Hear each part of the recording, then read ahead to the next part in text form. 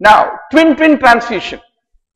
If you take two twins, the donor twin is always anemic, not due to any hemolysis, but because the blood directly goes to the recipient twin, and that makes the recipient twin become polycythemic. And the recipient can suffer thrombosis because of the hypertransfusion, is what need to be remembered. Then, when will you give Rogam? At the time of exencephalic version, ectopic pregnancy, amniocentesis, they are all considered to be the indications for giving the Rogam is what need to be remembered. If it is a RH positive fetus, not negative, then within 3 days of delivery of the positive fetus, we need to give Rogam, not negative fetus. All these findings can be normal. Nothing is abnormal. S3 can be there, systolic ejection murmur can be there, diastolic murmur can be there.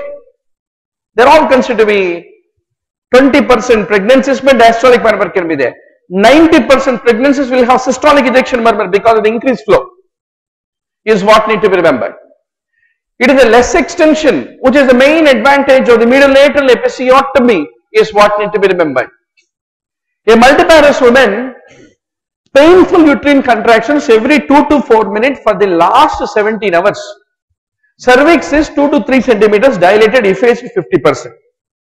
Question is, what abnormal labor pattern is she suffering from? Is the important challenge in this question. This multiparous patient is having a prolonged latent phase.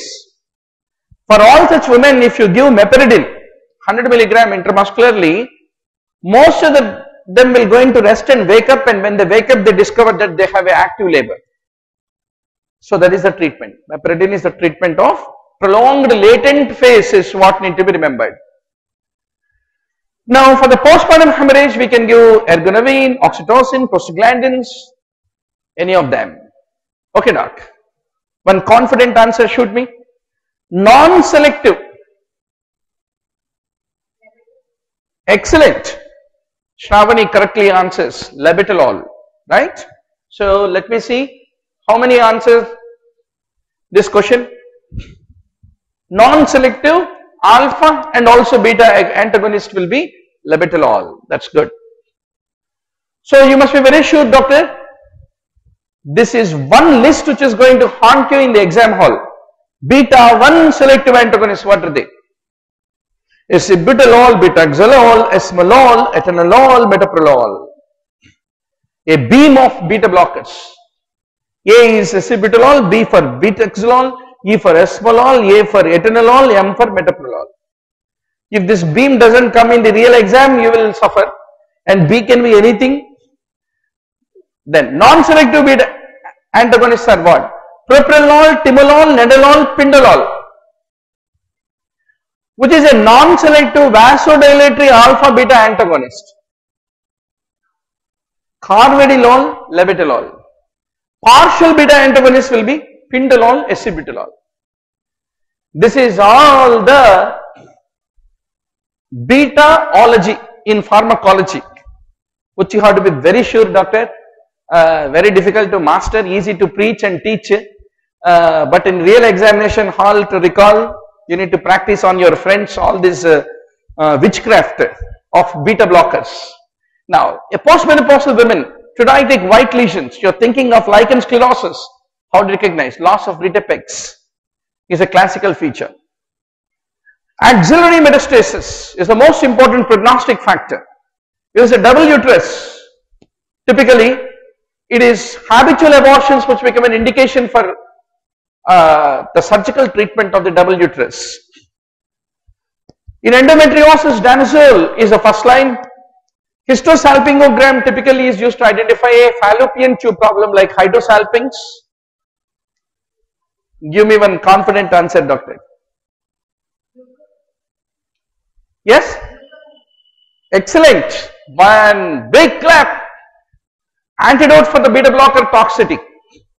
I was just looking who will give the correct answer. Glucagon, as proposed by Shravani. Even our online students are also answering the same. by saying glucagon. That's right. This is the list of antidotes you need to carry to the exam hall, doctor, to survive the exam. Varangal, Siri, Sunayan, no one want to spare. Everyone says glucagon. That's right. I think easy question. Huh? Okay. N-acetylcysteine, acetaminophen, alkalinization, salicylates, acidification, amphetamines, then physostigmine for anticholinergic excess, glucagon for beta blockers, defenoxamine for iron, dimercaprol for lead, penicillamine for copper, arsenic, gold. There is nothing challenging. I think most of them are known ones. Okay. Premenopausally, when peripheral estrogen get converted in a obese patient, what will it lead to? See, doctor, in the premenopausal women, most of the times estrogen is derived from the ovary, which is estradiol. But in obese women, when there is a peripheral aromatization of the estrogen, then the predominant estrogen formed is estrone, which will be predominant in the case of the obese women premenopausally, is what need to be remembered. Now, out of all this, hair growth is dependent on androgens produced from the adrenal. It has nothing to do with estrogen. Vaginal conification, menstruation, adult height, they are all estrogen dependent. A 9-year-old, good response with GnRH stimulation test and increase in LH pulses during sleep, developed breast and pubic hair, which is a precocious puberty. And this is an example of a constitutional precocious puberty because she is having the hormonal pattern similar to that of 11-year-old or 12-year-old girl. That's right. Now coming to the HRT. Initially there was a big hue and cry. HRT is good for everything. It will improve pains, it will prevent hot flashes, it will prevent all cancers, it will give you nirvana, everything. But later on they discovered people receiving HRT are having more thromboembolic strokes.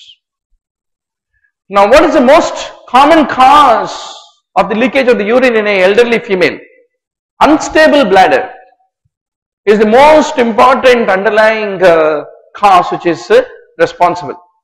When you want to do Lefort, if you do Lefort, you are almost blocking the cervical canal.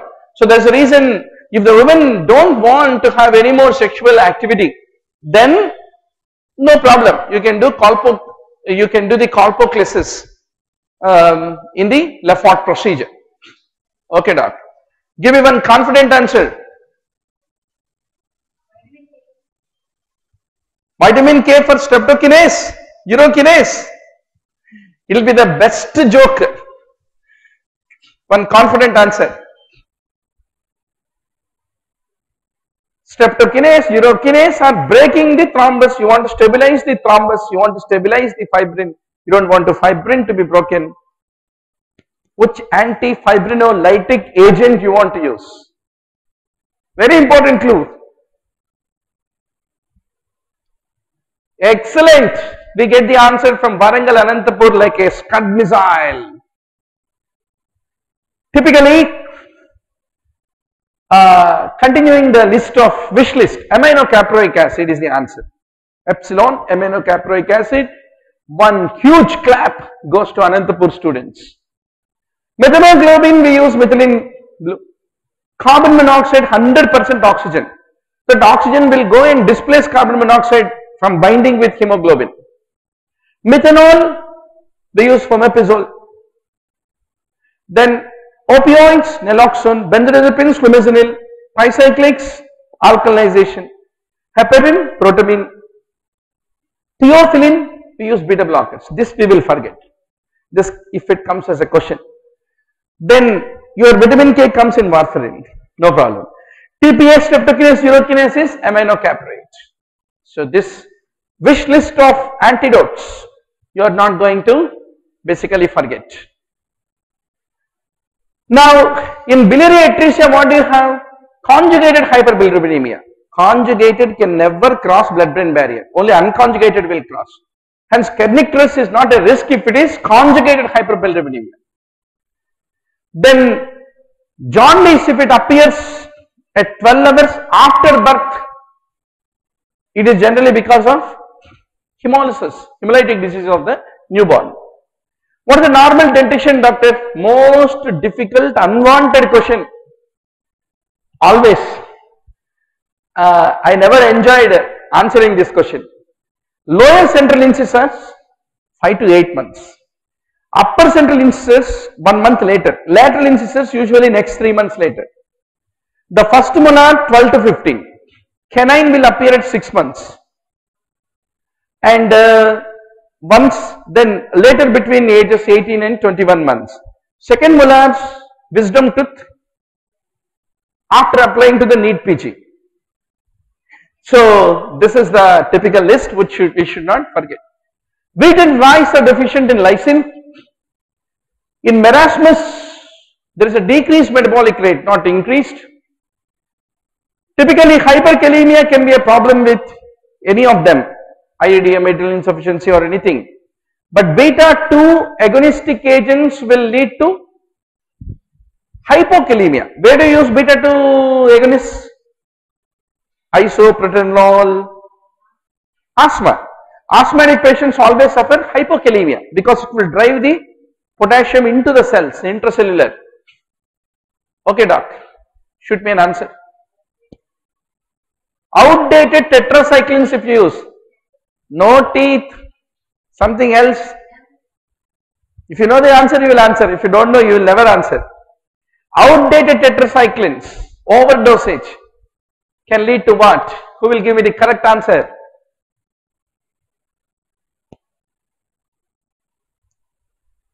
World is preparing, doctor, for entrance. They are ready to fire the bullets. That's right. One big clap goes to VJA for Vijayanagarama, Vijayawada.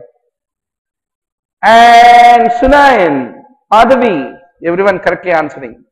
You didn't get? Shravani should know it is Fanconi's anemia, which you should not forget. So diabetes insipidus, lithium demiclocycline. SIDH, carbamazepine, cyclophosphamide. Interstitial nephritis, methicillin, NSAIDs, furosemide.